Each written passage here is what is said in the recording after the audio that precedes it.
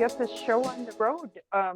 I'd like to welcome everyone on behalf of the San Fernando Valley Arts and Cultural Center. We are hosting the very wonderful virtual exhibit of Collage Artists of America, What Lies Beneath.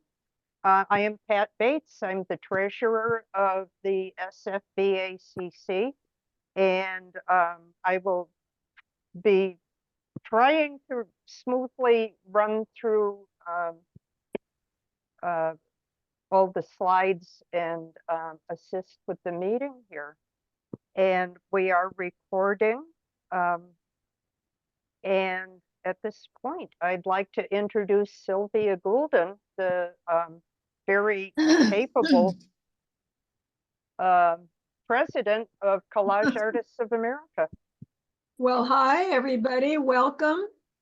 It's good to see all your faces, and we're excited about the exhibit, What Lies Beneath, and want to thank all the artists who entered their work, those who were accepted, congratulations, and those who weren't, I hope you will continue to enter shows, because one juror's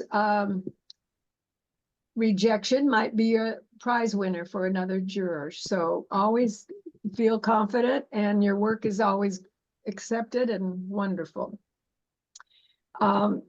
We have tonight Kim Abelies, who is traveling at the moment, but she is planning to tune in, and we will get to hear from her about the show and how she chose to select the work.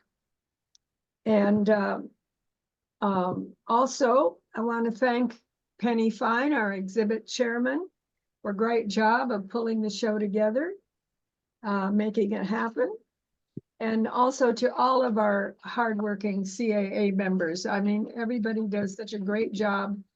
And the organization seems to be growing, and it's due to everyone's efficiency and dedication. So thank you all. Now, Kim isn't here right now, so I'm going to see if we have a few announcements.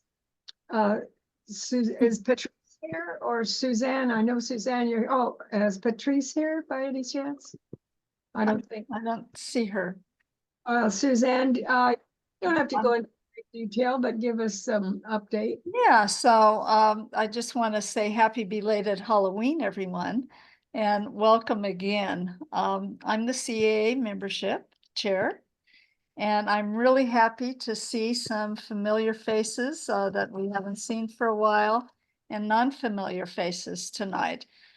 We only have one open show a year, and that allows non-members the opportunity to, and members as well, to showcase their work. So as Sylvia said, congrats to those who had work accepted, and don't give up. If you're here tonight and didn't get accepted, as Sylvia said, the next show you could be first place winner. We never know. It's always up to the juror. So if you're not currently a member, we really hope you'll join us. CAA is just a great organization. We've been around for quite some time, and after we went virtual, we're now an international organization. We have so many talented artists from all over the country and abroad as well. So since Patrice isn't here, I was going to turn it over to her. And I don't know what she was going to say, but we're always hoping for volunteers. We have board members from across the United States. We meet, usually a week before we have our general meetings, and we love each other. It's just an amazing group. So you can be a volunteer, you can be on our board, you can be a co-chair, wherever you are, and you don't have to dress up. So you just show up. So since we have a pretty full agenda, I'm going to turn the the show back to who's speaking next here. Probably Coileen. If you want to, Coileen is our newsletter chair and nobody excels her. If there were awards for newsletters, we would get top honor. So Coileen, you want to talk about the, Kim is here. Oh, good. oh, Yes, okay. Kim. I just let her in. Oh, all right. Well, Kim will be with you in just a minute. Let's listen to Quaylin and we'll put our attention right back to Kim Emily. Quaylin, you want to continue? Yes, just a brief word about the newsletter. We publish mostly monthly, and people can submit work for publication. It's open, and we accept anything really. Not that that's a bad thing. It's just that we do. And the deadline is the 2nd of the month, every single month, which means today. And we've got news about our organization and member news, and we just open it up to members who want to have to show their work, and that's pretty much it. So I'll turn it over to Kim Abeles and Sylvia. All right, I would now like to have the pleasure to announce and introduce you to our esteemed juror, Kim Abeles, who has done a fantastic job selecting work for this show. And Kim, I don't see where she is, but I saw her. then Kim, are you here? Are you connected with us? I don't want to jump she in. Oh, is. yes, I am. Here I Thank go. Oh, yeah. Woo. Oh, thank you. Hi, everybody. Thank you for coming. Are you, I, are you somewhere or are you in your car? I just, this morning I left from Tucson, Arizona. Oh my Oh. God. And then when I found out what time this was, I drove a little faster than I would have. And so Well, I thank you. just got home. So anyway, happy to be with all of you, and congratulations to all of you and for your great organization. It was really a pleasure to get to know you through this experience. Well, good. Do you want to say a few words of how you came about to select the work you did, what you were looking for, or? Yeah, sure. First off, I guess I'll say that I don't know if any of you know this, but typically a jury like this, and this one included, they're considered blind juries. You don't know whose work it is, Yeah. right? And I guess I want to emphasize that because there's always a part of me that thinks, oh God, I wish I knew whose piece that was, because then I would maybe know broader about the body of work somebody does, right?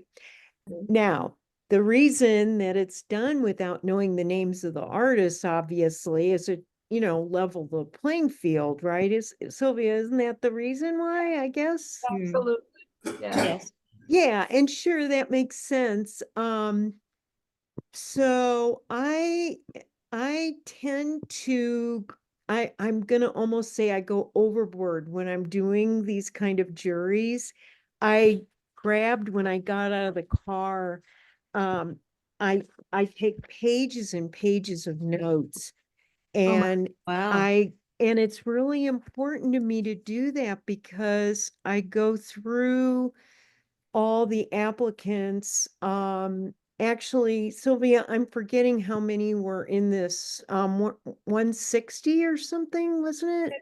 Penny, how many were in? There were 99 artists and 270 pieces, I think. Yeah, okay. So Like yeah, I that. remembered it was, way Yeah. up there. So I always feel like the best way to do it is to really go through them multiple times in multiple days. Because you've probably heard this before with juried things, like, oh, well, this turned out this way because jurors were tired at the end of, on the last ones. And there is some truth to that. If it's just being done in like one sitting, you get overwhelmed by the imagery. So that is why it's really important to me to really span it over time and also do these multiple views because um, I I don't, I have my own opinion on this. I'm sure a lot of jurors might say other things, but I don't think this is really about me picking my taste of work. I really don't believe that. I have too much respect for artists and people making art and what goes into doing that to think that mine is like the superior, viewpoint on what makes a really good piece of art. And the note taking is so that when I revisit things to reconsider them and so on, um, to see what I was thinking when I looked at it before and compare it. So I actually like this kind of process almost like as a overview of um particularly like what are people's why do people make art? I mean, I just really go to a more philosophical thing like that. Like, what are the issues that are of interest to people? And, this goes with narrative work, political work, abstract work. I mean, all that work is really about making a statement of one's, using art to communicate in some language or another, and I did have an interesting experience with this that I'd like to share with you if that's okay. It's a little more personal, I think. There were, is that can I, will somebody nod? Yes, please. Like, I'm not trying to tell an onion Go story for like it. on The Simpsons, like, um, I was reviewing the work. It was, obviously online and for since May, I've been like at least half of my time, week on, week off, helping my stepmom in an assisted living situation in hospice. Okay. So she's kind of the perfect person when I'm having a dilemma to run in where she's bedridden and go, oh, wow, I'm in such pain trying to decide on these pieces and these things are, like getting to me. And I have to add that she really knows nothing about art. She really only knows it from kind of coming to my shows now and then when we were all younger and stuff like that. So there were a few of your pieces and I don't really know whose pieces they were, like I said, and I haven't really seen the outcome online. So there were maybe four pieces that were very political and I just kept returning to them because I just, I just felt like I wasn't sure what the intention was. I saw the way I interpreted them, but I didn't know if that was the intention of the artist. And there were no statements. I think on occasion somebody had a statement, a very short thing, but for the most part, I was looking at your works with the titles, indicated certain things sometimes, but not always. And I told my stepmom this dilemma that um there are these, it was like 4 or 5 works, and I told her, oh God, they're highly political and I don't know what to make of them. And she said, are you afraid of them? And oh my God, okay, so I'm gonna leave your room now. I'm gonna go back into the living room. And it really haunted me that she said that, okay? That, wow, like, was I not knowing what to do with them because of a fear factor? And I make political work, as some of you know, so it really set me back, and I spent a day really thinking about what she was asking me. And the bottom line for me was that, yeah, I guess I won't really know without a statement like where the person was coming from with the work. But the fact that the works really stopped me in my tracks, and I was having to really have these conversations within myself about the subject and what did I think about it. And I even looked up subjects to read more on some of them. I thought that is a successful piece of art. And anyway, I was very grateful to her that she, you know, really stopped me. And of course, the works got in the show. And that I think I just learned a big lesson there that this isn't, even when stuff is really intending to have specific content, um, it's not about whether any of us agree or disagree with the content. It's like, how is it making you feel? Is it stimulating you to read more about a subject? If it's like getting under your skin, like, well, maybe there's something I need to know more and think about more. So thanks for letting me share that, because out of all the moments I had judging your work, I think that series of dialogues really meant a lot to me personally. Well, thank you. Thanks, Yes. Kim. That you really put in a lot of effort, thought, and emotion, and Yes. and it's very much appreciated. By the way, a lot of people do write when they make their entry. They can write a little something about it on online Neurage shows, and perhaps you were not aware of that and able to see some of those comments that people made on their own work, and not everybody does it, so it could be easily overlooked.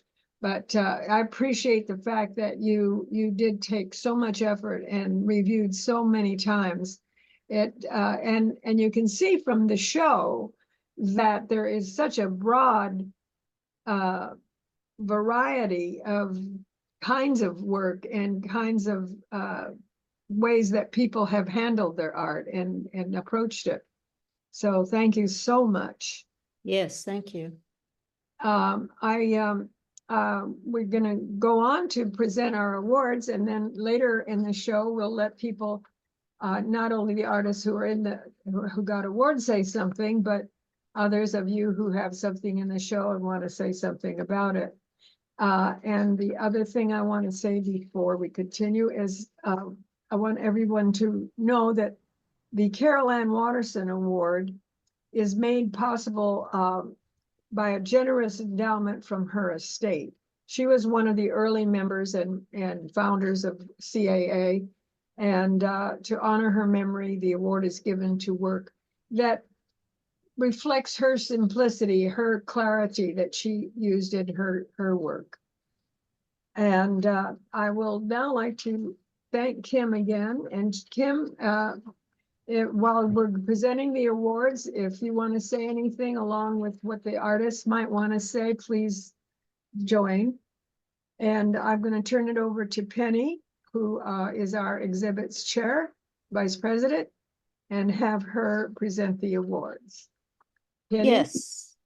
Hi, everybody. And we're going to start with the honorable mentions. And as we go through, we'll be bringing the pictures up on the screen. So the first honorable mention is by Damon Willick, and it's called Galaxy. Damon, are you here? I am. Would you like to speak about your work? Yeah, just really quickly, I just want to thank CAA and the San Fernando Valley Arts and Cultural Center. I found CAA through, I believe, one of your board members, a former student of mine, Lauren Reckner. Oh, And I've been writing and teaching art history for over 20 years. And I've just started making art, and it's been such a wonderful process. And um, I'm sort of floored that Kim was the juror and she picked this work. I bring Kim onto LMU's campus, or we meet to go over her work in Culver City, and I'm just so floored by it, and I really look forward to continuing a relationship with CAA. Great. Kim, did you want to say Oh, something? oh yeah. Okay, Damon, I had no idea this was yours. So, okay, I guess for me this is like coming to a surprise birthday party. And now I get to see who came to the party. Okay. Um, all right. I loved this piece. I kept going back to it. You know, I said I reviewed the work a lot, but some of them, like this one, I just fell so in love with it. And the more I looked at the detailing of it, the more I just, it was like a love affair with this piece. I can't even, it was sort of like, I couldn't even explain why I liked it in a way, except that it was so carefully done and had sort of, oh, kind of like the way when people, oh, well, people who like cars in this example, or, you know, people that like, oh, I collect, I don't know, what do people collect? Frogs and things, right? And there's this sort of tender love that really came through on this piece. And I looked so carefully on it because the the the car the car is done twice here, okay? And it's done carefully twice here. It's not just like I did it, I'm gonna scan it, now we're it's a done deal. There was so much evolved. And I gotta say, a lot of the work that I liked a lot, it had that labor to it. And though it's a simple, you know, composition, all that love and labor is there. So I'm thrilled it's yours. That's cool. Okay. The next is myself, and it's Trudy Sissons. Is Trudy, are you here from Canada? We are international, and we have some members that are in Canada. I guess Trudy? No? Okay. Did you want to speak about this one, Kim? I think who would not love this? I mean, it really has so much to do with youth and aging, you know. And the thing was that it was just so beautifully made. You know, the way that interplay with the elder in the back and the child's features in the front. I don't know. It's called Myself. So, you know, part of me wondered, like, is that a childhood picture of the person? And I really don't know the background on this at all. I guess no one does here, but I just thought the way the paper was handled, with the color of then the graying hair in the back. I mean, you know, devil's in the details, right? And that's why I think this was such a successful piece.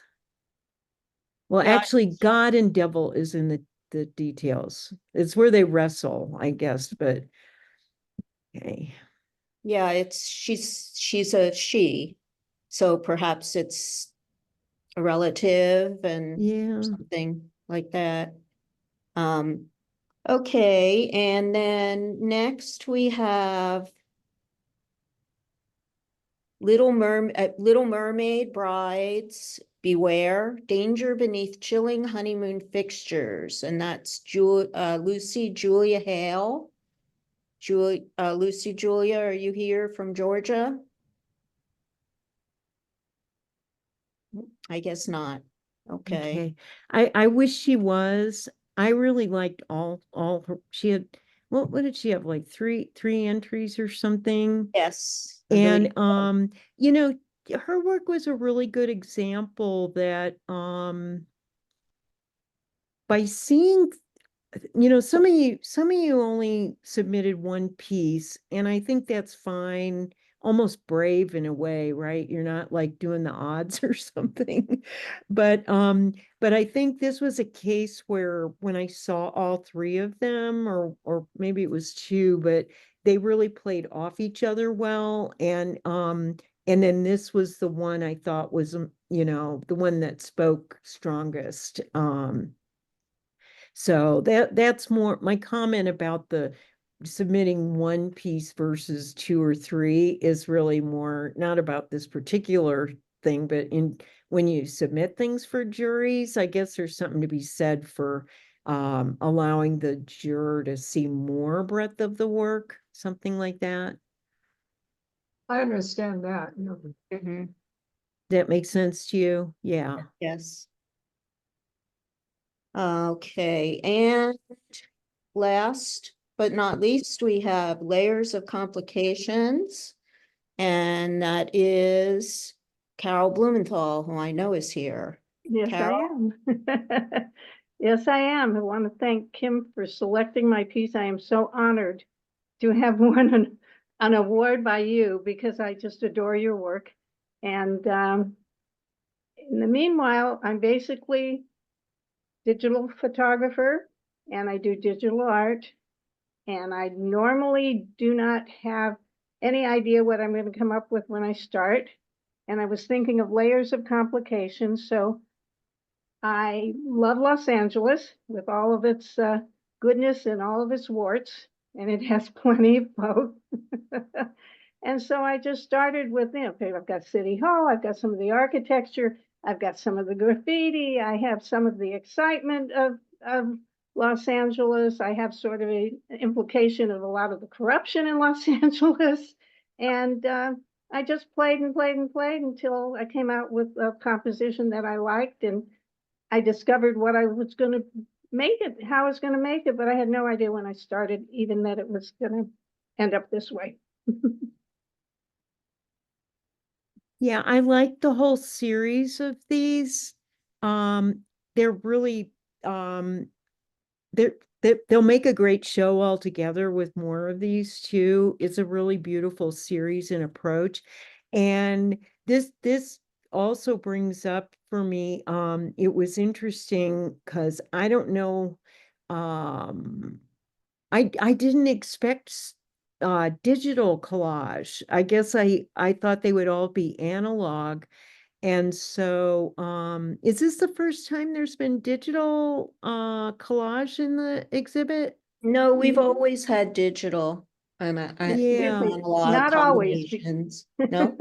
Okay. Actually, when I started at collage, they wouldn't accept digital. No, And not then always. It's we fairly crossed the recent. line quite a few years ago, but Yeah. we I did not see. allow it at first. Well, I've Yeah, I only been was around for a few years, so. yeah, I was curious about that. I mean, there were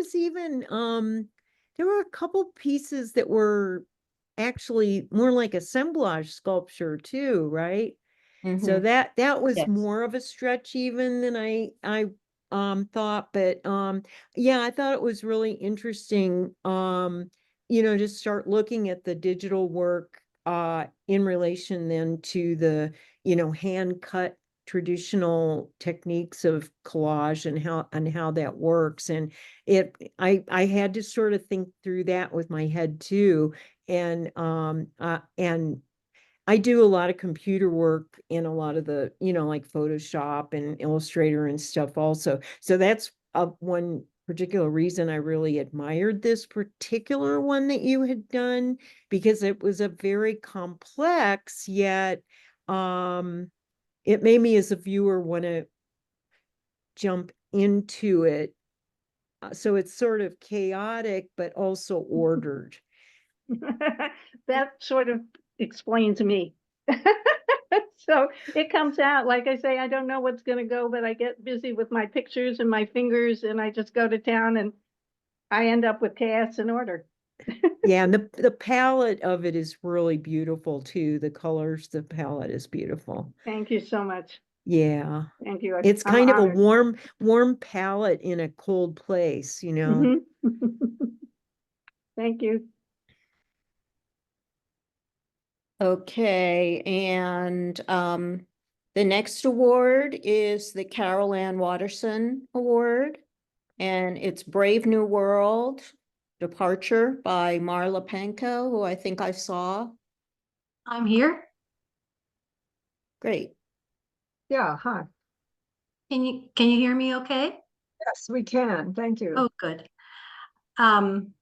Yeah, so I would also like to thank the organizers of the exhibition for putting it all together. And it's nice to meet you, Kim, and I'd like to thank you for recognizing me with this award, recognizing the work, especially after hearing about Carol Ann and her appreciation for simplicity and clarity that was previously mentioned, I think, by Sylvia. So it's I'm very honored to be to receive that award after hearing that.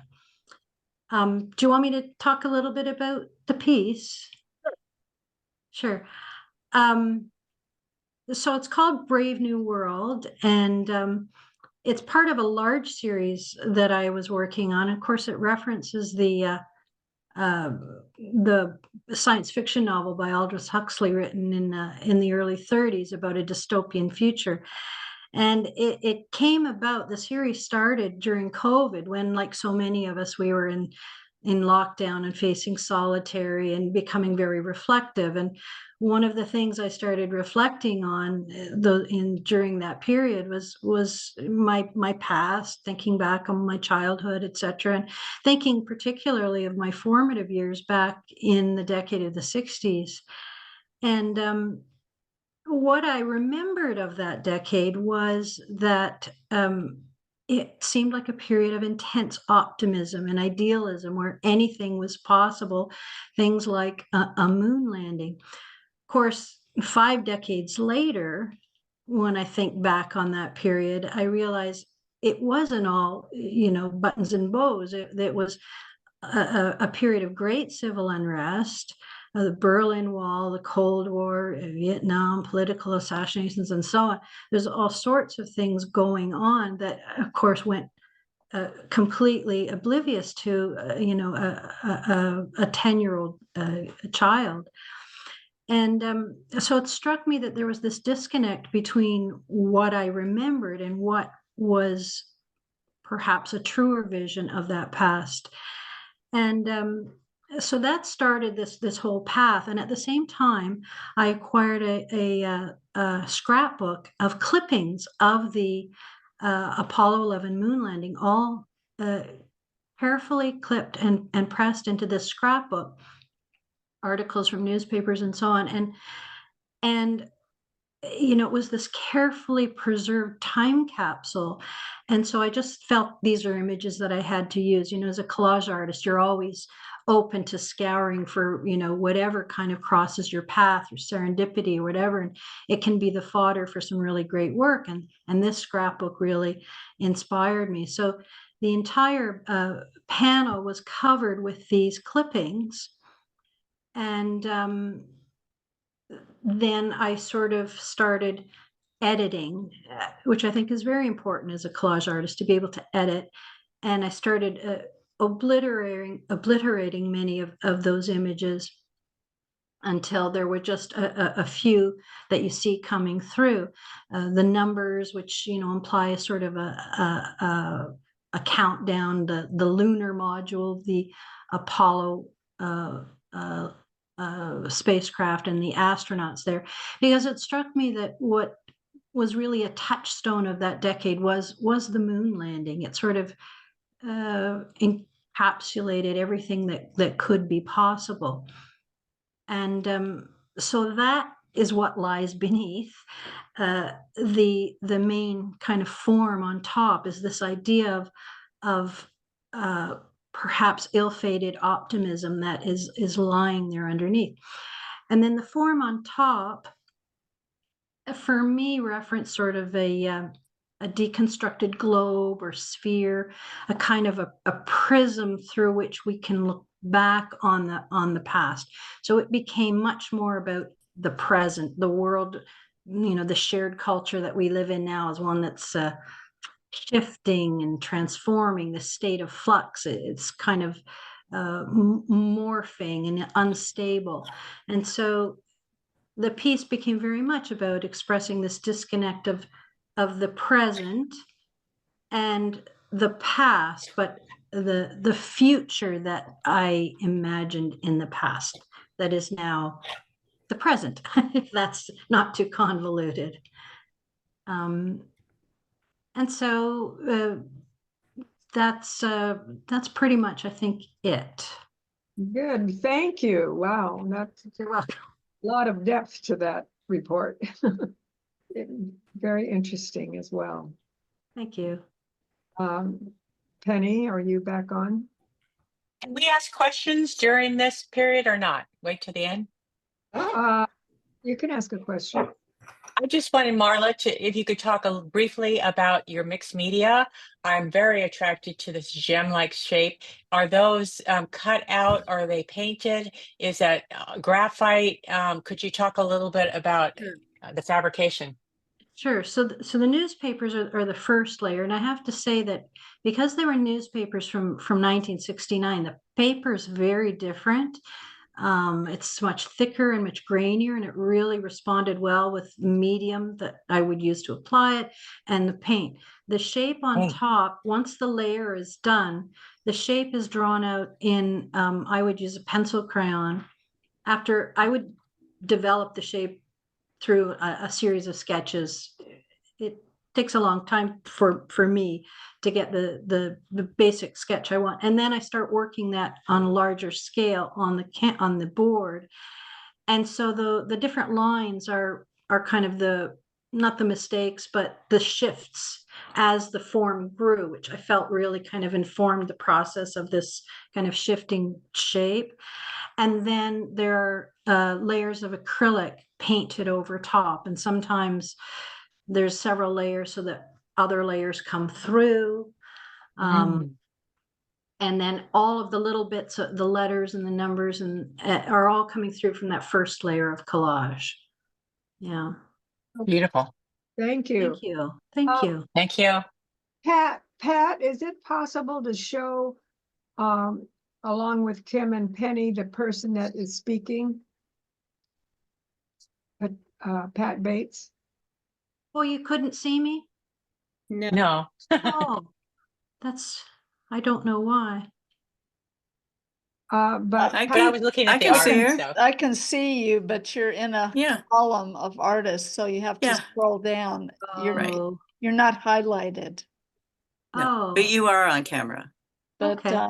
Okay, I could not see her. I could only see Kim and myself, which is why I turned this because off. it's on a scroll, yeah, Oh. so. You know, It on the didn't upper see her. right, You you know, on the can- upper right where it says view on Yeah. your particular screen, open there it view is. and go down to side by side multi-speaker. Yes, that'll That work.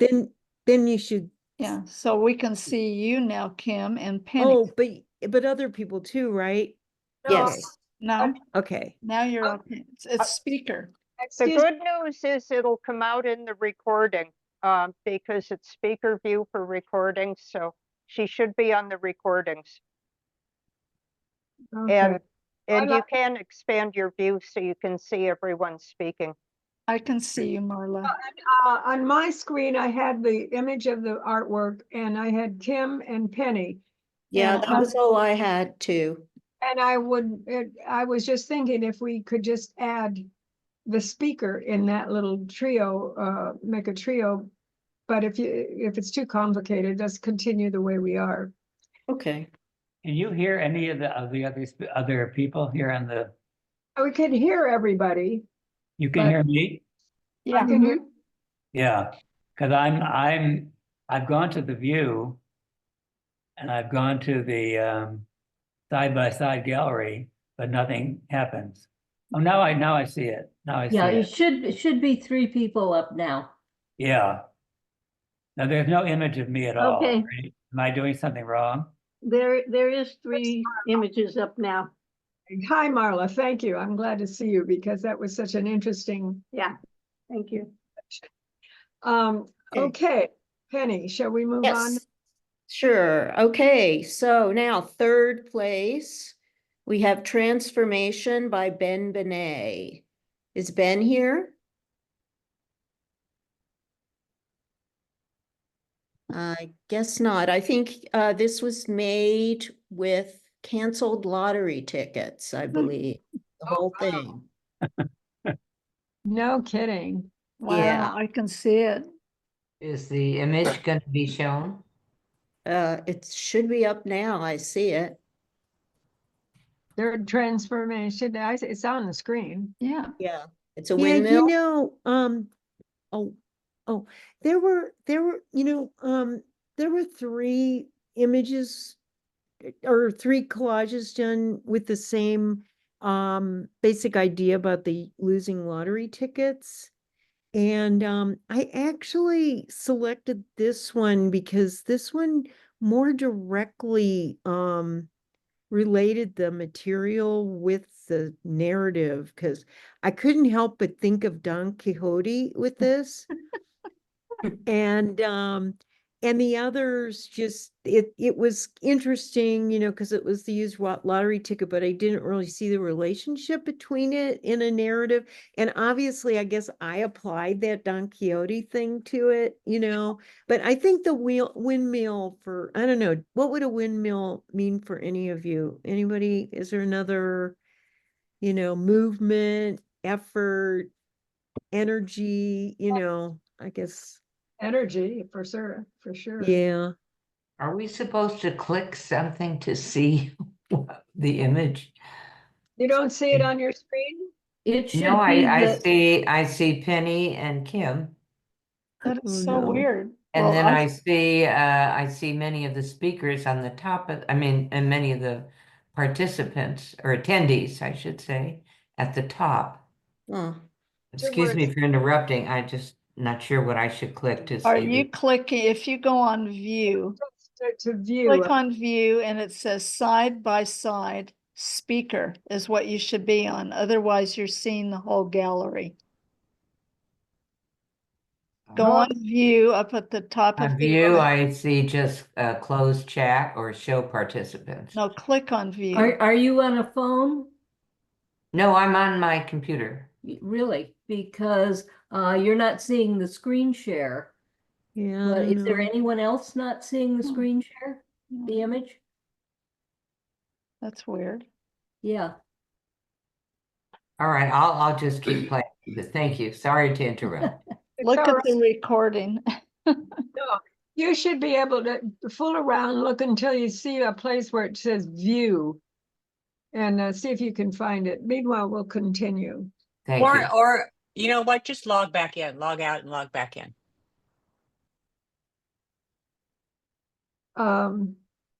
So we'll continue though, because this is Okay. recorded. okay, so next up, second place. We have, I do not speak French. Where's Patrice when you need her? It's Les Rituals dos Hommes by Richard Poulin. Richard, are you here to correct my miserable French? No. I think he is here. Yeah, it's the rituals of men. Yeah, I know, There but you I go. figured he wrote it in French, so Yeah. yes. I believe he's here. Well, perhaps not. It just disappeared. Okay. Oh, that's interesting. I'm glad you translated that for me. And that makes Yeah. So is he here? Because I can say some things. I don't know. He isn't, but we're still, I believe, we're all interested in hearing your thoughts. Because he Oh, will look at the recording, hopefully, so he would like to, Yeah. I'm sure. oh yeah. Well, this is another example of somebody who had three of them, and there, as I understood it now, this one I recall there was a little bit of explanation, statement, narrative, and so it really allowed me some more entry into what was going on. As I understand it, it's a series of portraits of people. So they had a consistency related to not only the square format, but this idea that there was a lot of like collage paper with photographs and sort of a central figure, like you see the back of this person's head. And I thought this one was so funny, honestly, because based on the title a lot.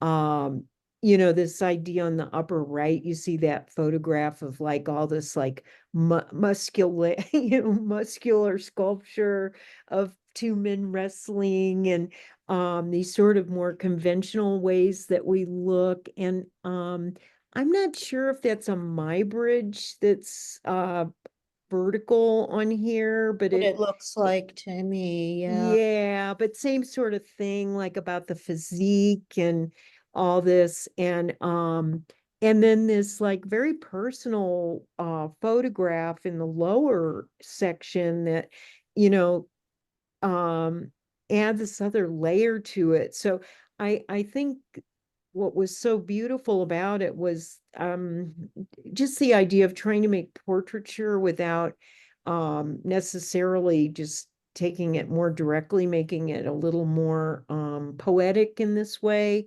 because even the collage parts of it really start to add to that narrative of like accumulation of time um and just the way the imagery and the colors and the negative as the portrait. Because correct me if I'm wrong, everybody, like I'm seeing that the main character back of the head, that's a negative of the image, it's not the positive. So I think that sort of all these things start playing together, like home photograph, document of of pieces of artwork, and then this portrait from the back of the head, which I know is a trope that's been done with other people's art, but um somehow them all playing together. Plus, you got to admit the composition of this is really great. So all these things play a factor, right, in the way we can really appreciate a piece of art. Yes, nice. Thank you. That's a very astute. Okay, and first place, and I know that Michael Winkelstein is here. I saw him. Yes. It's called Trapped. Hi, Mike. Hi, hello, everyone. Hello. Congrats. Yes. Thank you. Welcome. I'm blown away, to be honest with you, to receive an honor like this from an artist of your caliber is really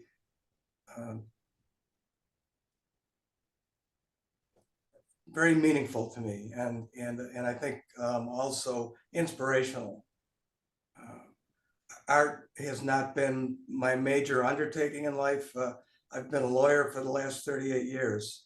And, but I also want to thank Penny and Sylvia and everyone involved with CAA for putting this together and for promoting such a wonderful organization. I'm just recently joined, and I actually joined as a prelude to submitting my work to this particular show. And I always considered my composites, well, my collages to be digital composites. And I never really thought of them as collages until a friend of mine who is familiar with my work said, no, those are collages. take a look at Collage Magazine. And so I subscribed to Collage Magazine, and then I learned about Collage Institute, and that's how I learned about this particular show. So I'm very honored, and thank everyone. This particular piece, and I actually have a fairly large body of work, which I've done pretty much in isolation.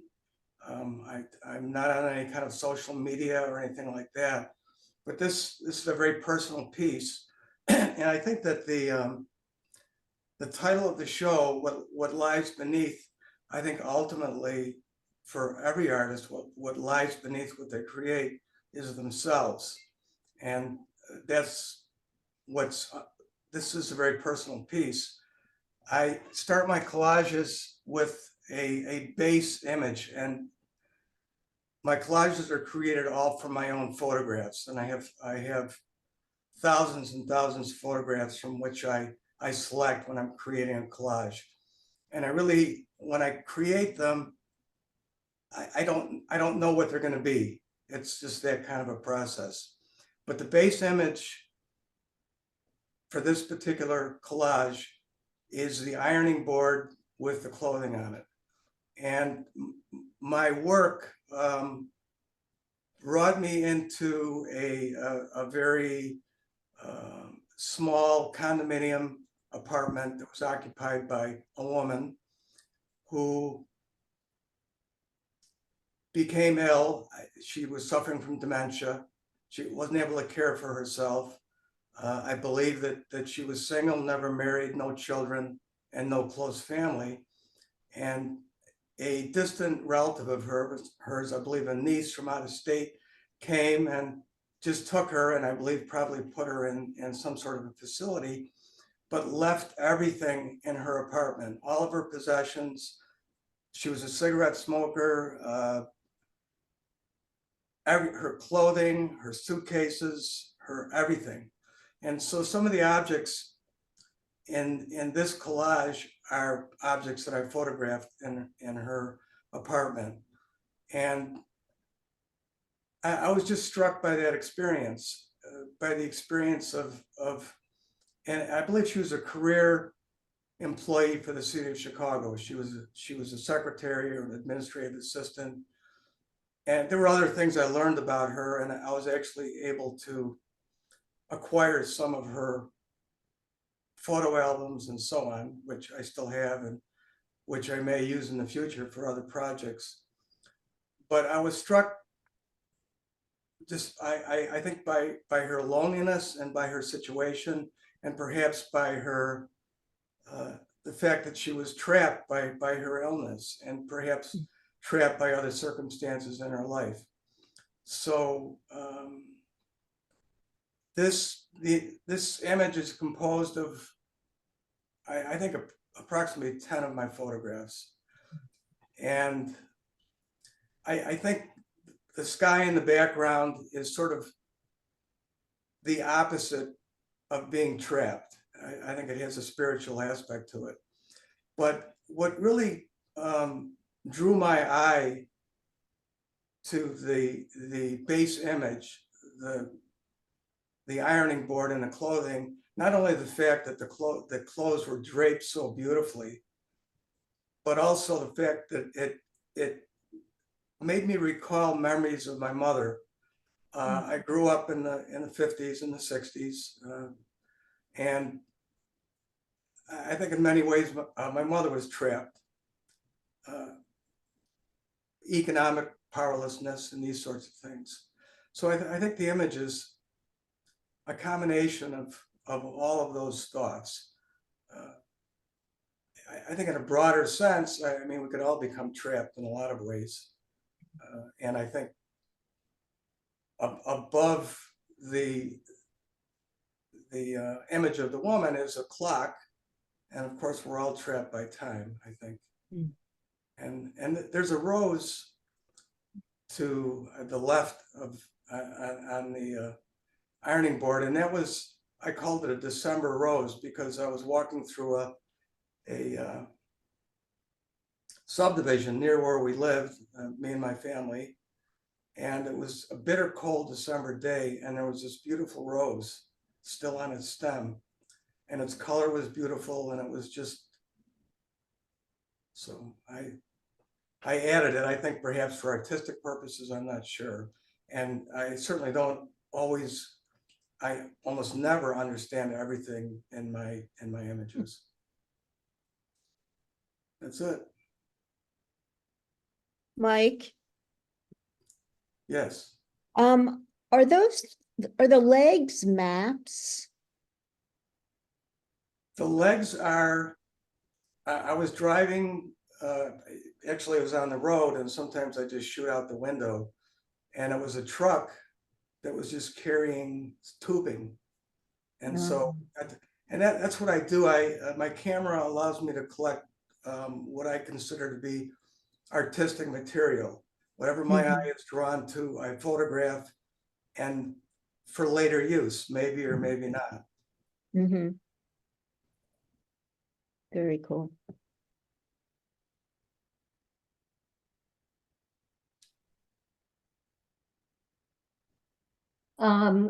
I think that Sylvia, computer had to reboot.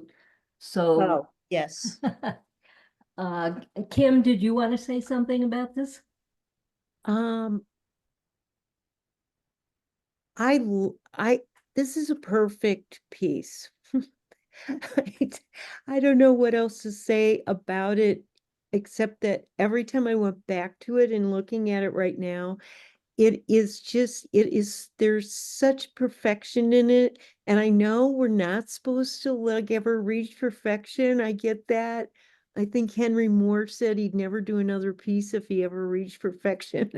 But I just thought every element of this worked so beautifully together in a very mysterious way. It's a pretty surreal looking piece, right? And has that kind of element of surreal artworks that would combine like that exterior sky with the interior, the shag carpet. I'm not even sure the piece would be as successful as I feel without that shag carpet in it, because it's so grounded in reality. And then as your eye moves up, the ironing board is kind of like all the old ironing boards I've ever had, like in different apartments I've been in. I mean, I guess that's what's happening when I look at this piece, is that so many memories are conjured. So it's really interesting to hear you talk about it, Mike, that it's really created out of memory, yours as well as this woman's, like you have all the remnants of her memory. So your description just makes me love it all the more, honestly. It just I the for me that I actually miss like what was on the truck that you had asked if those look like maps, or I thought they looked like architectural drawings or something. What were they? Well, there are two different things, actually. It's just tubing that was being Oh, some transported kind out. of And then, but on laid over that was the legs from like a mannequin that was outside of a store, I think in Las Vegas. Okay. So Yeah, it's the tubes, I think, that like on that, like every element I like for different reasons, the textures, all that. But for me, those legs ended up looking like when people used to wear braces from polio, that kind of heavy, like I'm trapped in. So it's details like that that also made these kind of mixed emotions you feel when you look at this, you know. So anyway, bravo. thank you. Yes, Thank you so much. congratulations. I'm grateful. I really appreciate it. Thank you. So congratulations to all of the winners of the awards. And I know that there are some other artists that would like to speak about their work. Kim, can you stay a little more? Oh, sure. Absolutely. Okay. I'd love to see. So I guess, how should we do this? I think if you want to show your work and speak about it, if you would put a message into the chat and be sure to add your name as it appears in the image, because that's not always the same as what shows for Zoom, so that I can find it.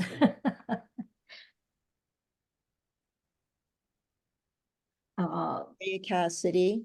And I will prepare to share my screen.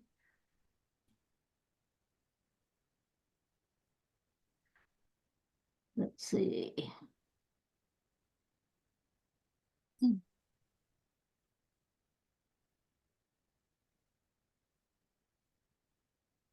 Okay, I seem to have lost the chat. Let me see if I can find that. Gloria Cassidy was first, and then Suzanne Oh, great. Belcher, Okay. SP Harper, and Ellen. Okay, let's start with Gloria. Hi, Great. did you want me to start? Yes, yeah. Oh, hi. I was really thrilled to be accepted, and I am so honored that I'm with such a great group of people and artwork. I'm thrilled. I wondered what drew you to choose this to be in the show, and Kim, and what you thought about it. Oh yeah, Reflections of Wonder. Well, I love the energy about it quite a bit. And in a case like this, I really love the way it extended the collage techniques. Like in a lot of ways, maybe this could be also a painting. And I think that you really approach the collage in that kind of way. And then when I saw what the subject matter was, I felt like it was really important to put some of these, it's an homage to the beauty of our oceans and our waters. And I just felt like that really added to the dialogue of the whole show. Oh, thank you. Thank you so much. Yeah, I'm painting my own paper using a jelly print. So Oh. all of the papers are monoprints. And it did cause me, as I was creating it, to think about tide pools with a reflection on top. And that's why I entered it, because it's beneath the surface of the water. But it also became quite a bit about my inner self and the complexity that I recognize beneath the surface of who I am. So I really enjoyed it. Beautiful. I'm thrilled to be a part of this show. Thank you so much. Okay, I think Suzanne, I think you were up next. Let's see. She was, yes. Yeah. There she I'm is. keeping track, so. Good, thank you. Well, Kim, I think this piece might have been one of your conundrums. And I actually was shocked that it got in. All of the artists who know me, I probably, in all of my years being a collage artist, I may have done, I think, 4 assemblages. And what I submitted was not really what I'm doing now. My new work, I did not really submit. I thought I would just stick to analog. And then I thought, you know what? This piece has been kicking around the box, and the image in the base of it have been kicking around in my studio probably for 15 or 20 years. And I just kept wanting to do something with it because it spoke to me so much years ago when in the Middle East, when women's voices were being silenced. I think I got the original base photo from the LA Times, or it was in an article. I even had a folder that I had for years of the suppression of women, and I am not a political artist. This is probably the first piece I have ever done that even vaguely approaches politics. I'm an environmental artist mostly, so maybe that could be political too. But recently, reemerged with the death of that wonderful woman in Iran, and retracing Afghanistan and the women who were freed there and who were going to school, and the children were going to school. And, the tragedies now that their voices are suppressed. They cannot speak. They cannot show their hands. They can't show their feet. And it just, I had to do something. So I dragged it out, and I have really, I just started working on it, and I started to do haiku. You can't really see that. There's a transparent piece in that vertical piece in the center, which was part of the box that I turned upside down. And like I think, Mike, I take photographs. I'm not really, I don't consider myself a photographer, but I take photographs of everything. So some of the pieces in here are photographs that I had on transparency film. I used to work a lot with transparency film. So I incorporated some newer images, the burqas in blue, and I have a wire piece in there, piece of wire. It was a poignant piece for me. So thank you so much for the conundrum and for selecting that piece. And it's just atypical of anything I have ever done. So thank you. Yeah, and you're right. It was one of my conundrum. I thought it was a really timely piece, and the way I was really viewing it was also that women are silenced everywhere here as well, and if you look at the issues with the rights of our bodies and That's right. and so on. So I that was actually where a lot of my pause and thought went into this piece. The fact that I think as females, this is a moment where we're sort of simultaneously like bringing our voices forward, and also a time when a lot of our rights are being strangled. And so that's it. I just thought it was very timely, not just about women in the Middle East, but really women globally and Exactly. issues like that. Thank you. Well, that was my haiku. Small violations, bodies and faces obscured, voices are silenced, will humanity prevail? And that is current. Thank you.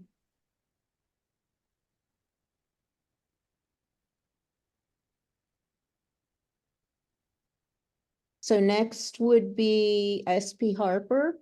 Yes, I'm here. Thank you. Oh, look.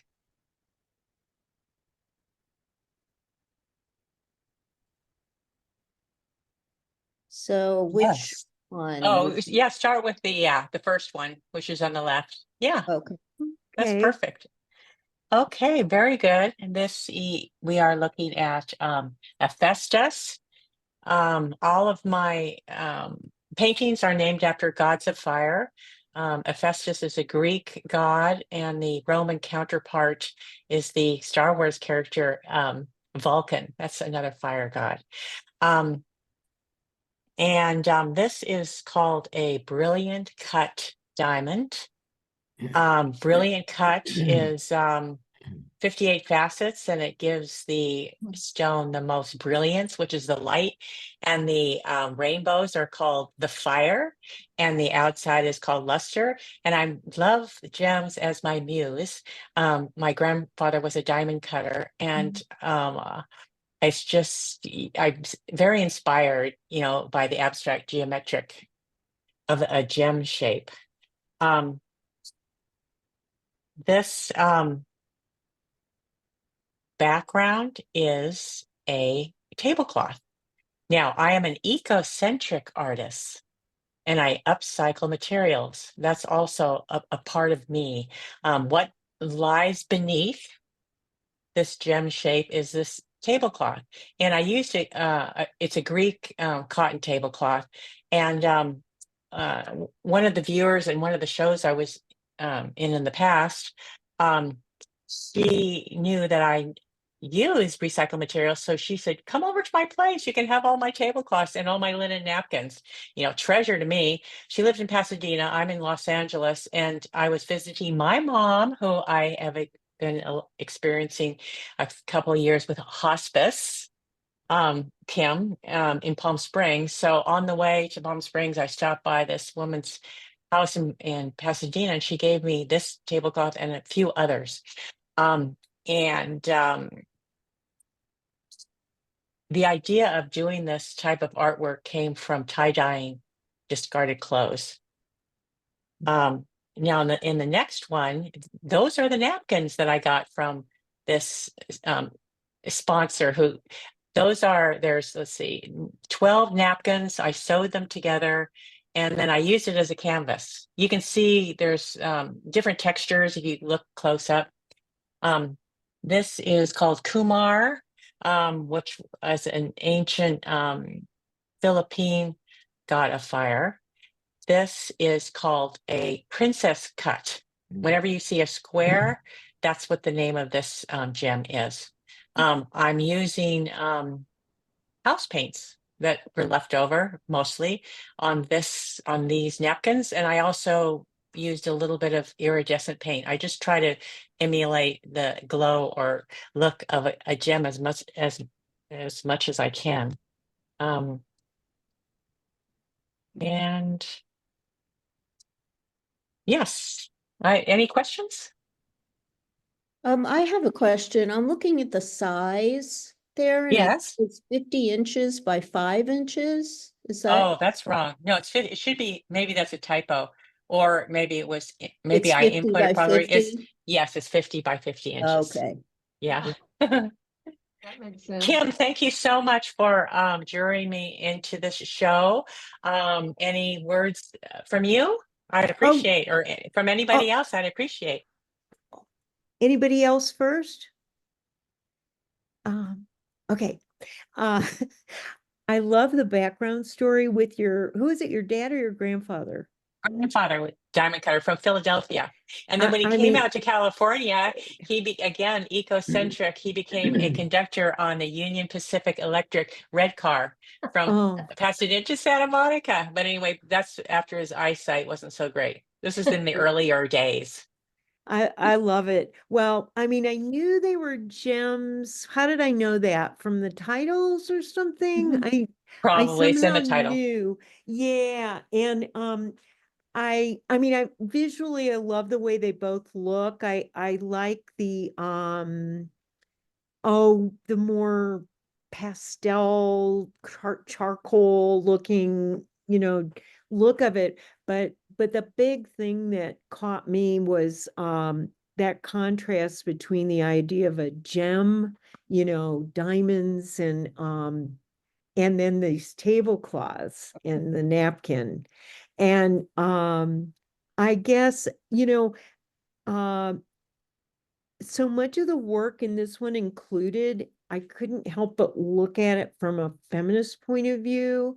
And then this kind of odd thing between, and part of it's because of my age, I think, oh, you're gonna get married and you're gonna have a diamond ring. And I don't think Yeah, I ever had one. But and I now don't. you're gonna iron tablecloths and napkins and and like, and in my case, I had to iron my stepfather's handkerchiefs, like when I was, like in 5th grade and stuff.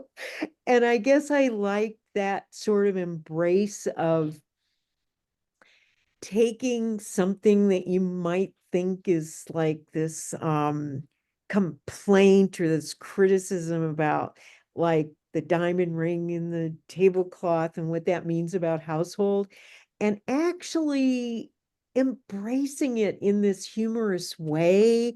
And not even humor is not even the right term, I guess. It just sort of transformed it into another way of talking about it in that sense. Thank you. And physically, that's what you did. I mean, you also transformed it physically in that way. So I think the nature of the content and its layers really went along with the process. So that was beautiful. Thank you for those insights. I really learned a huge amount right now. I really appreciate it. Really, really You're valuable. welcome. Thank you. My pleasure. Next is Ellen Rundle, I think is the last name. Rundle. There we go. That's it. So I'm also very grateful to be a part of this exhibit tonight. Most of the work I do is ceramic sculpture, but I also have always done other kinds of work. I'm working on a series of 12-step mixed media pieces, and I may never finish them. I've gone back and tweaked some of them, and this particular one I have worked on fairly recently, and it just fit the theme of this exhibit so well that I wanted to present it for acceptance into this show. I could have included other pieces, from this series, but this one just, what lies beneath, it just seemed to really kind of fit the bill. It is, of course, very personal. And it's also just kind of out in the open. There's really nothing very mysterious about it. I have other pieces where I have used paper, cut out pieces of paper from photographs. Psychology Today is always a great magazine. It has wonderful images in it. My mother was a research psychologist, and I fell in love with that magazine because of the strange images that were in it. But this one, the only paper cutout is really the inside of the green light. That's actually a clip from a photograph in some magazine. The rest is just some kind of paste or some impasto that I made for the background. And then the chips on there are just small pieces of porcelain that I actually built specifically for, the character defects that we have lurking, what lies beneath the facade of our personalities. And it's very cathartic to work on these pieces. It's like, I'm sure many of you are familiar with, 12-step programs, but as a visual person, I just always am thinking of visualizing things. And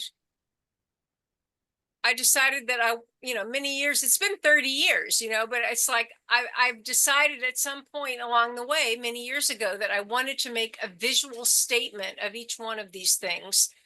And it's just been very, very cathartic. And for this one, I just couldn't find anything to cut out or to find, or any materials that were pre-made. I actually had to make these pieces myself, which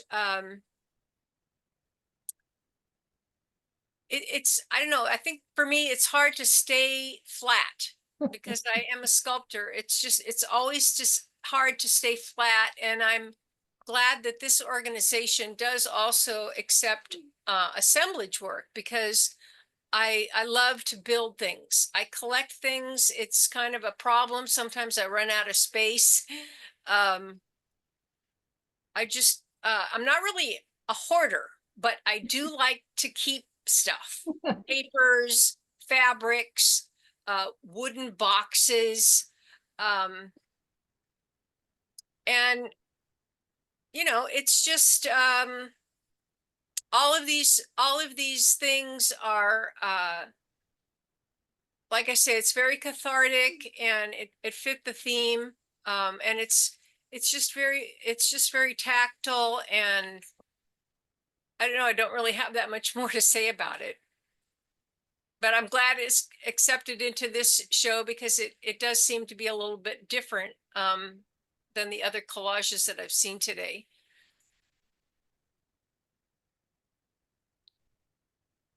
Kim, if you have anything to add. Sure. Yes, I do. One, I did appreciate how honest and open the piece was, open book, you know.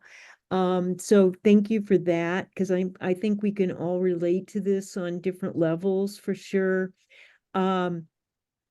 We're looking at this pretty small on the screen, or at least I am, and there's so much beautiful texture to this piece. Uh, the green almost seems like you're in some mossy uh environment. What? Bog. Bog. I saw it as well. Okay, so part of the reason this really worked well from my point of view is that a lot of times with not only collage, but also you see it in paintings too, this idea of putting applying words, and then if these words had been cut out of a magazine, I I don't believe it would have had the effect that it had without the labor of you having made them and then broken them. I think that whole way that it there there's sort of a struggle within even the way the piece looks like it came together, and that's so apparent in it so that we can actually feel that. And that to me was the real strength of it, that it's kind of the way um we sort of, when we're creating, we're also breaking things, and it really kind of brings that forth.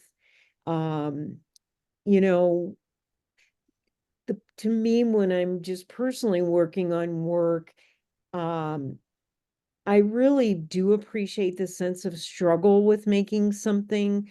And then, sometimes you're working on a piece of art and you just want to stop midway and you start saying, I always say, like, at first you think, oh, I'm so brilliant. Like, oh, what a great idea. And then you get into the piece and it's like, well, that was a stupid idea. Like, why did I think this was going to work?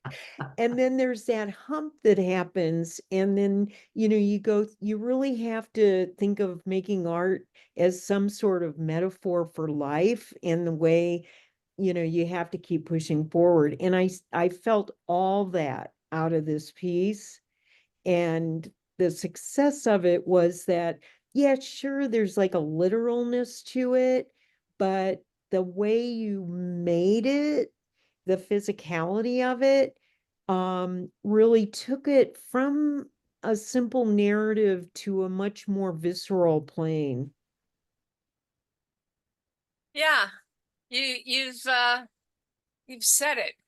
Thank you. Thank you very much. It certainly is. Yes, thank you, Ellen. Next is Nancy Goodman Lawrence. I'm here. Okay, it's, yes, right there. On the far right at the top. It's on the right. Oh, Okay. I'm not an overtly political artist, but this piece was very political. And it was part of a project that 4 people participated in. And this was my portion of it. It was a Jewish Artists Initiative project that we submitted to the 2017 Jerusalem Biennale. And it was a mural. So there were 4 parts to the mural. And there were a couple of things that we were supposed to do. We were supposed to make it like an exquisite corpse idea. I don't know if anybody knows what that is, but it was kind of a, I believe it was a Dadaist parlor game where somebody would draw something on a piece of paper and then they would fold it over and leave like a little pencil mark of where they stopped, and the next person would do something and then they would unfold it without seeing what the person before had done, and everything would create a brand new, image. So 4 of us, and then the other important part of this is that we had a theme, and the theme was human rights. So all 4 of the artists did something that had to do with human rights, and then they were hung horizontally, and we tried to make them flow into each other. And so during that time, so this was mine, and it's called Shabbat Girls. And during that time, there was in the news a lot about the 400 girls in Nigeria, in the Chibok region. I don't know if it was a city or just a region, who were kidnapped from their school. And some of them eventually were returned and others not. And I decided to use that as my theme. And I did this on a piece of vellum that was kind of crinkly, and it was tacked on at the top and then kind of hung loosely. And it was about 36 by 36 inches. And it was very labor intensive, and I really put my heart into this. And so it was great that it ended up going to Jerusalem, and that I worked with these other people as a collaborative piece. So that's about all I have to say about it. If you have any feedback. Oh, and Kim, I just want to say I love hearing you talk as much as I love seeing what all of the images are. Oh yeah, I'm really liking seeing everybody's work and also hearing all of you too, right? No, I didn't expect this, so this was really a special thing. So oh gosh, I'm actually holding back emotion right now because of your piece, I gotta say. Again, this was one of them that just haunted me for days, okay? And it the attention you've given to, like, it's very haunting. Did I already use that word? Because that's what is really, even the effect of the piece, they feel like ghosts or something, in the way you handled these kind of masks over the faces and the way this drapes, I'm sure in person must be so powerfully effective, honestly, because it comes off on a slide, but I believe the scale of it, if you were approaching it, would be pretty intense. And the reason I also feel so emotional about this piece, I had forgotten about these girls. That's what upsets me, actually. And so I remember reading about it when it happened, and some of you also may have. And because of the way your piece works, it just reminded me so much about um how things come in the news and then something else replaces it, and just this forgotten thing. And it was so intense when that happened with so many girls. I mean, that was just horrifying. And so I feel like this piece is really important because we forget these things. I mean, it's a successful piece in itself, but to me, it really brought forth this idea that some of these issues that we're talking about in work, they need to keep coming forward. And so thank you for, having this as part of the show, because that was very striking to me, that I would have just forgotten them without your piece. That's really what came forward. And I felt horrible about that I would have forgotten that. But then again, the value of the piece, I guess maybe I alluded to this at the beginning, this fact that a lot of the work on different levels, some are more heavy than others, but bring these issues toward us. So they're communicating over time as well. Thank you very much. I appreciate that feedback. Thank you. Quite astounded, yeah. Nancy, I have a question for you. Sure. Is every single figure a different pattern? Did you repeat? They are pretty different. I mean, it's been several years since I did it, and I tried to make them each unique. So I may have used some of the papers, more than once, but I tried to use them differently or make the face different. Right. Yeah, thank you.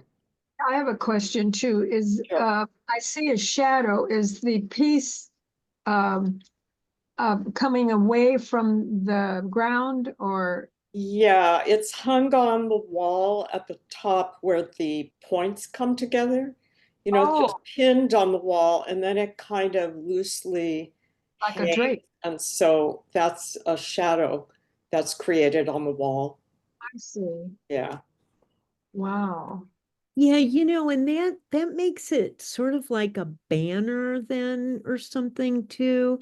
So I think that was a really important part of it, that it's like this thing pinned up, like a sheet on the laundry line, and a banner that we put out temporarily for something. That I think I'm glad you brought that question up. Sylvia, was that you, I think, that said that? Because I do think that is why that's where some of Uh-oh. I think you froze, Kim. Kim, can you hear us? Yeah, you've frozen. You're back. Who's Kim, frozen? you were frozen for a while. Yeah, I saw that with all you. Yeah, Okay. it looked like my internet was unstable. Yeah. Okay. Okay, Elizabeth Evans. Let me catch the Hi there. spelling here. Can I hear you? Oh, there it is. Dogs barking. Hi there. Thank you so much for having me. Can you hear me okay? Oh, great. I'm so thrilled to be in this show and I'm just so excited to see everybody's work is so inspiring. I'm just getting so many ideas from seeing other people's work. This this piece and a whole body of work that I've been working on was inspired by boxes of photographs I got after my mom died about a year and a half ago. And so I've been working with cutouts and layering and also reflecting on things about my family that weren't so great. And it's been quite healing. And actually, the black figure is my stepfather and me, and he's drunk and trying to dance with me. And my mom loved to take photographs of when you were unhappy. She loved to take photographs. Man, it was the weirdest thing. And so if you could see the photograph, I had this like terrible look on my face as I'm trying to kind of get away from him.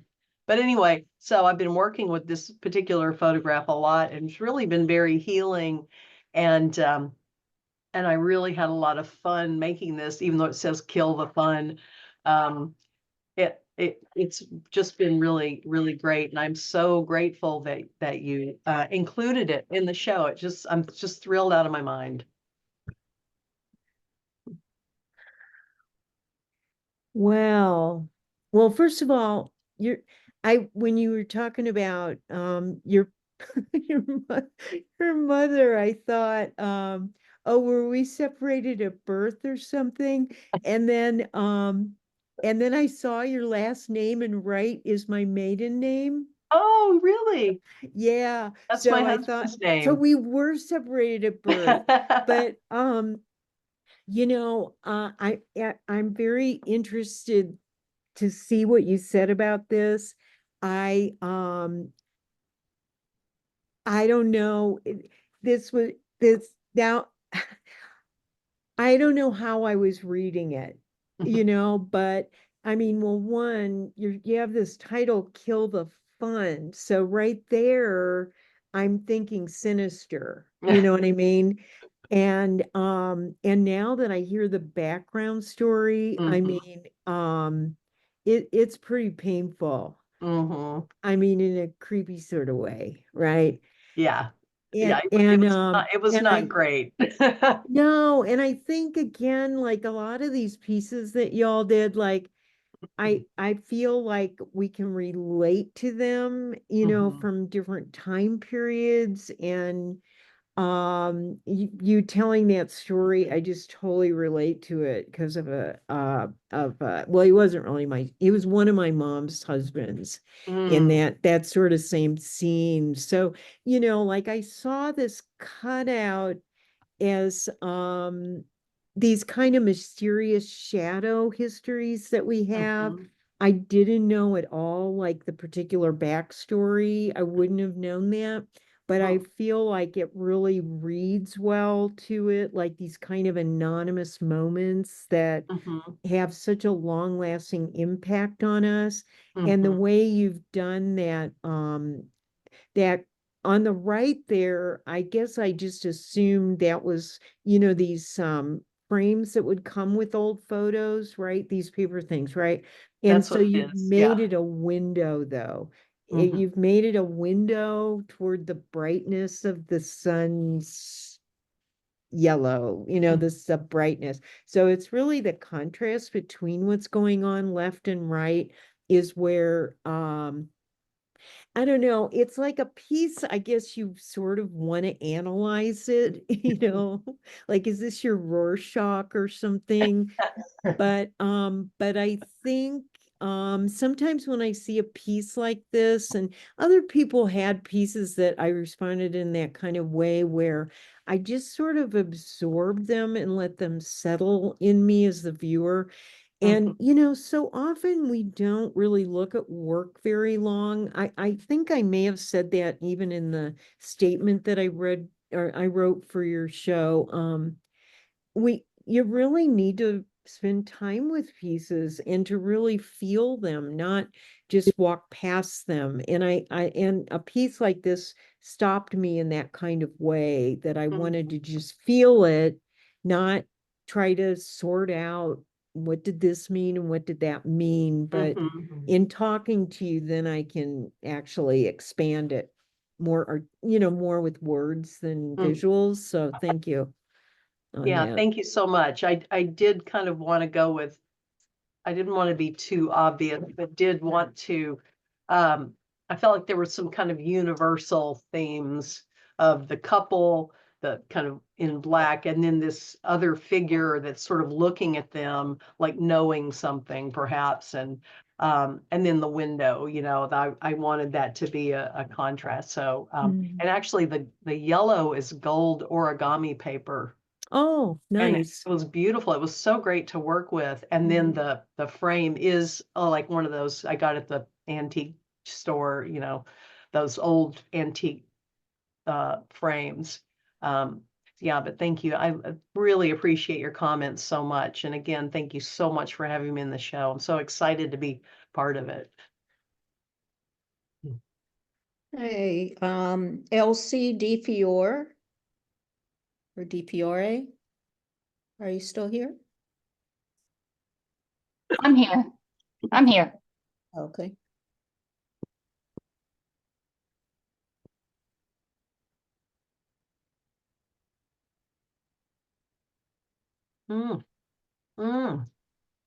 So, Miss Kim, could you comment on your thoughts on this one for me? I want to see without me saying anything. Okay, I actually had to look this up, and I appreciate that you're here because do you know I didn't know this book, and I actually I'm in the middle of it now, and that's because of you. Good. It's So a good book. it's a really intense book, and it's from and it's a very important book.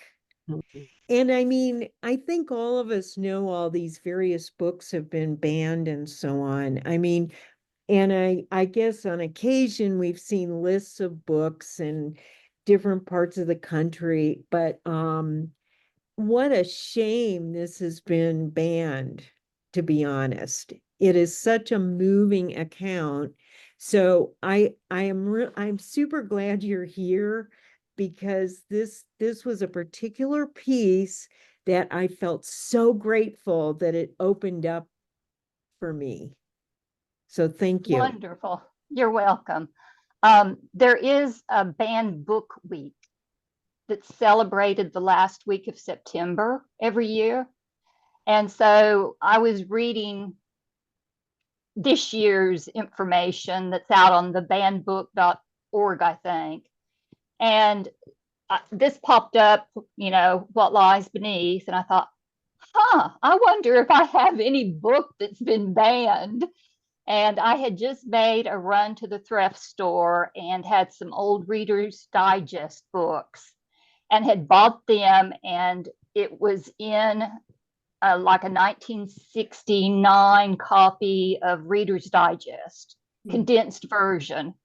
And I thought, well, that may make itself into something. And so I went from there. It was a challenge technically because the book was in pretty rough shape.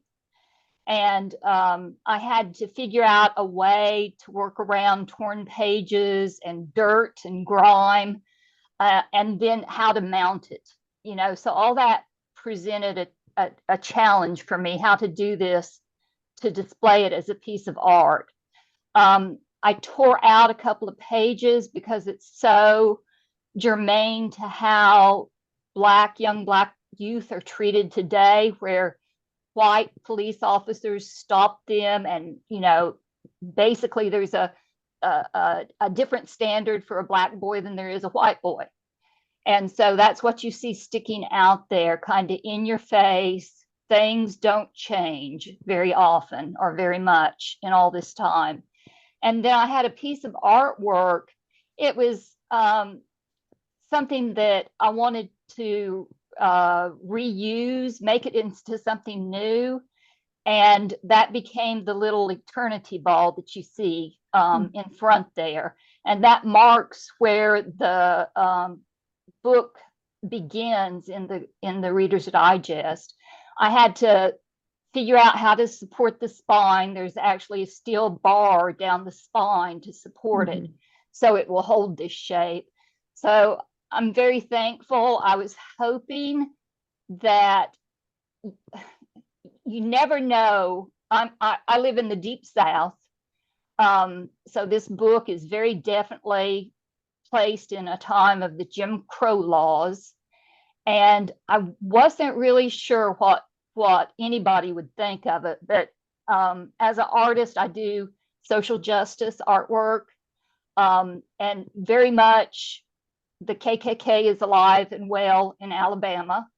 So, I have done other artwork, and I always get a little bit of pushback about it. And so I have a series called Pushback. It's about social justice. So this is where in my portfolio, it will go into my social justice file. Wow. But thank you so much. Oh yeah, and I gotta thank you again, because I mean the book is really handles the topic of racism, and also the way we how we develop our connection to the world, like that sometimes we think we're doing good and we're doing bad, and we're angry at, like, the way he's angry at his dad. And I just thought that the book adds complexity to the subject of growing up Black, in the South, and as a kid, very kind of honest, open, well, you got the open book, I guess. But so I just thanks a lot. I knew this was a really challenging piece for whoever did it. And so I appreciated the gutsiness of it too. Thank you. I want to Thank you. thank you all. I want to thank you also for the work that you're doing, and your justice, showing it through your work. Thank you for doing that. Very bold. Penny. Yes, Brenda Welsh Yes, thank you. and Denny.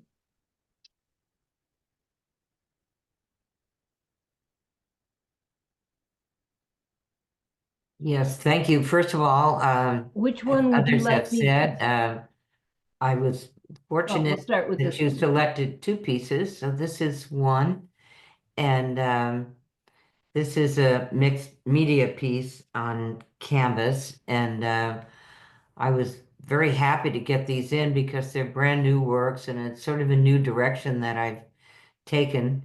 And the process that I've used is it's a repeated process of adding and removing paper and scraping and adding new elements, and then intermittently adding the acrylic paint and paper, and both those pieces had that same process. And mostly it's paper and photographs and other elements of some paste and different material. But I'm just again thrilled that they got in, and especially by you, Kim, and I'm very thrilled about it. But I would really like to hear maybe your comments on these two pieces. Yeah, can we see the Yeah. other one too? Oh, good, so that everybody could see that. I just thought these were beautiful abstract paintings. And I know they are part of collage also, but I think I'm glad to hear you explain the technique. I thought it was kind of a back and forth and back and forth. And I felt like they were spaces that had a lot of beautiful depth in them, from sort of an unlikely read of the space. And it really accounts for the process that you did for that. Kind of inexplicable, but you definitely have a beautiful sense of working with materials on that. I was curious, were these like oil paints too, or acrylic or No, just something else? acrylic, only acrylic. Okay. Yeah, because I really love the way you got those those glaze effects in there. They almost seem more like playing with varnish or something the way you did that. So I think you got a lot out of that.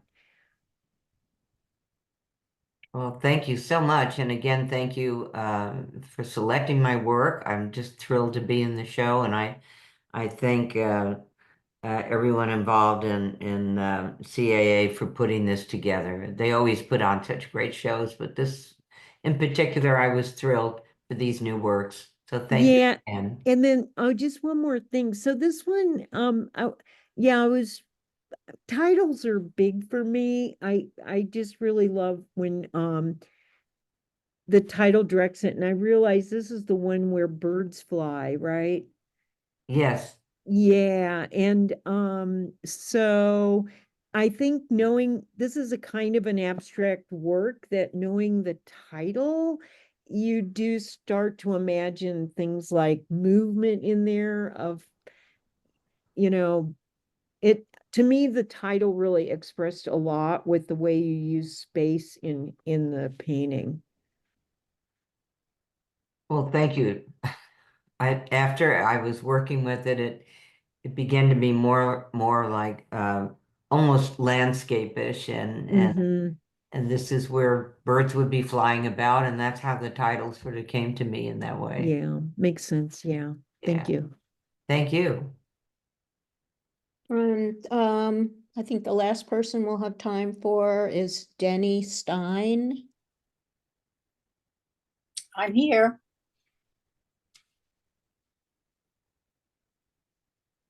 Nope. Nope, that's not me. That's me. Oh, wow. So Kim, I have to admit, I've never heard of you, and I'm really glad now That's that okay. you've been speaking about all of these paintings and collages so eloquently.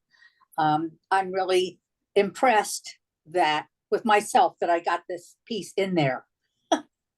And I don't want to go on and on about it because I don't have those kind of in-depth feelings about things. This to me was basically it says aftermath, and it also could have been called rubble, which is where most of the world is going these days, and therefore I put it on paper and don't want to think about it.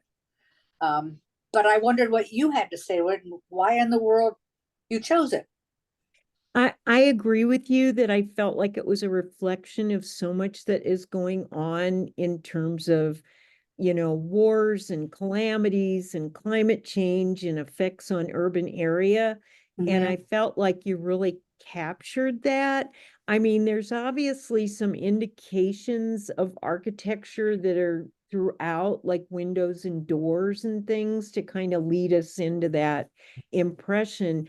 But I felt compositionally it was really working with the way I was feeling about, the kind of destruction that happens, either human made or, again, because of the environment. But when you added those little bits of rope in there, I was sold. I just felt like there was a scale shift that was happening within the painting that was really brought about by those bits of rope, because those were, full size, but they were used as a compositional element. But then as they related to, so are these urban parts that we're seeing, like, are they at a distance, or they just didn't seem like just cut paper anymore. It just felt like it was this almost like within a tornado or something. Thank you. That's very helpful. And thank you for being the judge, and thank you to the CAA, ACC, CAC. I just cannot remember which way it goes. Collage Artists of America, Right, collage, right, and all of you people who work on it, because it's really made a difference in my life. It's really fun. Thanks.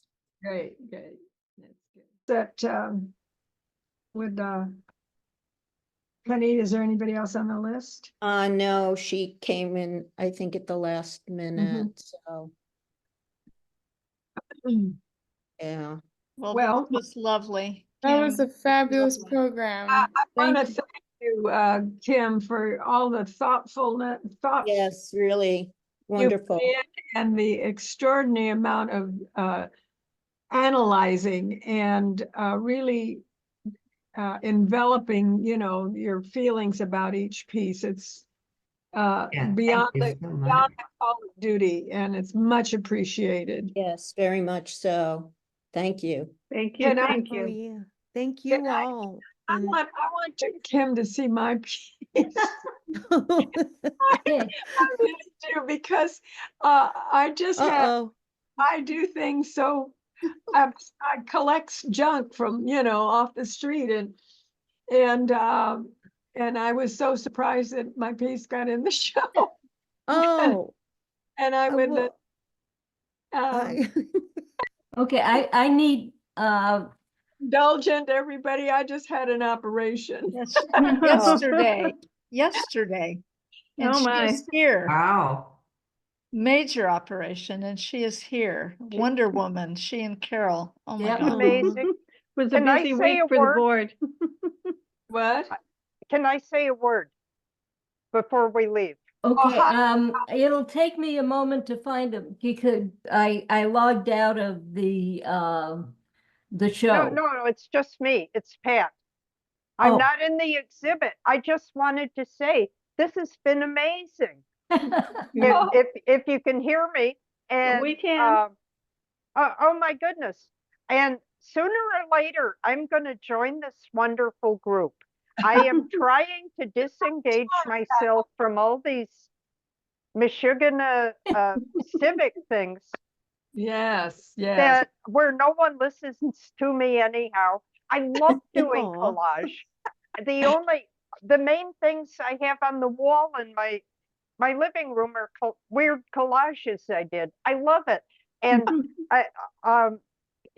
Kim, your analysis has just been amazing.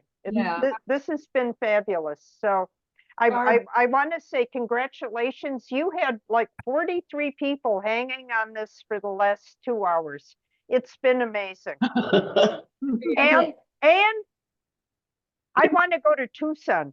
So we just got an invitation. I went to grad school there. I never wanted to leave Tucson. And hopefully we can get there. So it just you connected with me anyhow. I love it. Okay, Sylvia, I found you. Oh, thanks. Oh, beautiful. It's a box with, and this is a piece that I texturized, a piece of board and hanging in there with all junk I found on the ground. And this is a piece of roofing with acorns or something and little crystals of treasure that he's looking for. Anyway, I just have fun finding stuff and putting it together, and my deep thoughts and convictions don't have a lot to do with it. But Kim, I just thank you for choosing my fun Oh, little. yeah. No, Sylvia, I like, I related to this piece a lot because, we live in this materialistic world, right? And oh my God, like how many times do we go on Amazon and order something, that kind of thing? And I think, does everybody see Looking for Treasure as the title of this? And I guess I personally related to it because it is like the little bottle cap that's smashed on the road, Uh-huh. and I don't know if that is exactly what's that object is in the right-hand corner, but it reminds me of these odd things like that, that if you look, if you're really, you have to walk, you guys, to like see stuff. I mean, just generally, that's just a tip. I wanted to leave you with a tip. But this idea that we see these sort of lost things that fell out of somebody's pocket or somebody threw it away, and then the environment sort of plays its hand in it. And the fact that you saw these things as treasures, I just totally connected with that. I just, like, to me, that is what's important. It's not the thing in your jewelry box unless it's a little funny trinket somebody gave you for some reason. And it just reminded me of the things that are really important, and they are usually the smallest of things. Thanks. Like, to me, that's the moon, and there's a little guy, and there's the treasure down below. Nice. Looking Really for. nice. Yeah. So it's fun. These things always make me laugh at myself, and lift my heart. Anyway, thank you, Kim. Oh, yeah. Thank you all. Really, everybody was so generous talking about their work also. I just really have to hand it to all of you. It was really beautiful to hear your own thoughts about, your ideas for the work and to share it with each other. That was really a beautiful experience. Oh, Well, thank you so much. again, go ahead. It was just very enlightening. I'm sorry we didn't get a chance to go over mine, but some other day. Oh, yeah, let's take a moment. Do you Oh. have time, Why Kim? not? Kim, you okay with it? I am. Okay. I thought you And did. it's right there on the upper right. Oh, well, Oh, okay. Was Pull there? back up, Penny. there I don't know you are. who's Well, scrolling there. Yeah. Okay, yeah. Oh, nice. It's so So nice. this is called Mother or something, isn't it? Oh, yeah, yeah, maternal maternal instinct. instinct. Yeah, like it was really the title, and then seeing the women and then the mammals, right? Like all of us being mammals in that way. And this was another one. I'm sorry I don't remember all the names of the people, but the first one that we looked at that was about the ocean swirls and so on. Um, that one and this one, again, to me, were like important additions. You know what I mean? Because of the message that you gave for this and the way you're relating. Like we're all in the animal kingdom, where I always say, like, we're not just like outside of nature, kind of checking it out. We're like, we are part of it. And that really changes the relationship we have with our world and the environment. And for me, that's really what you brought forth here, Penny. Um, that kind of tenderness that we have with each other. Those two women, I don't know if those are people you personally know. It's I my just, mother and my grandmother, oh, okay. who I Because, barely and knew my grandmother because she died okay. when I was pretty young. So Yeah, and just the confidence that they have, Mhm. I thought was just such a perfect picture. I mean, look, given the title of it, you could have had a woman with a baby in her arms, okay? But you did not do that.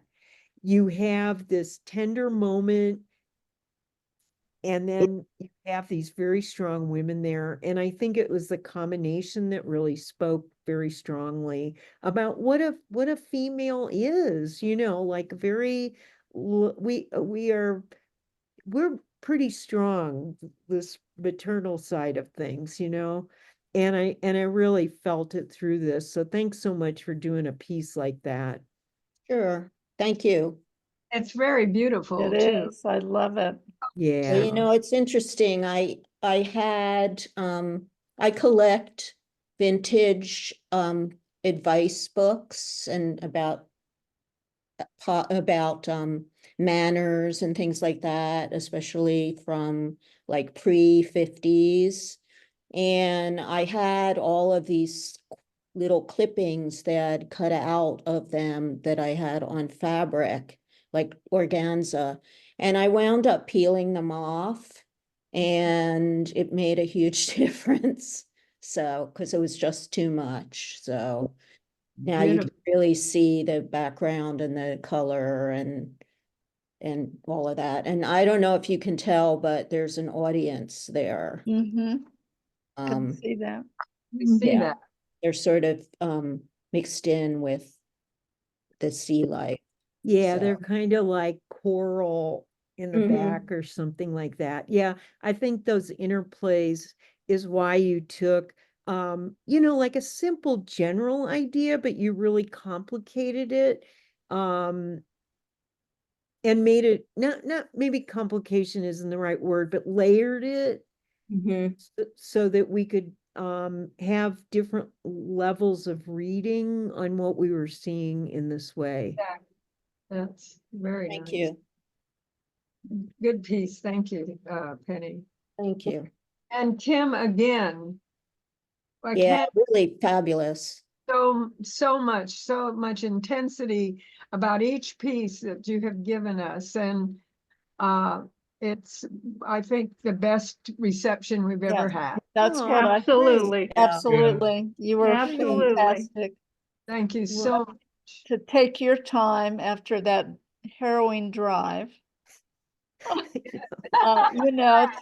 To spend all this time with us. I mean, Yeah. it's Oh, I was enjoyed it. wonderful. No, thank you for letting me be part of the group for the night. It was really great. Well, it's our pleasure having you, that's for sure.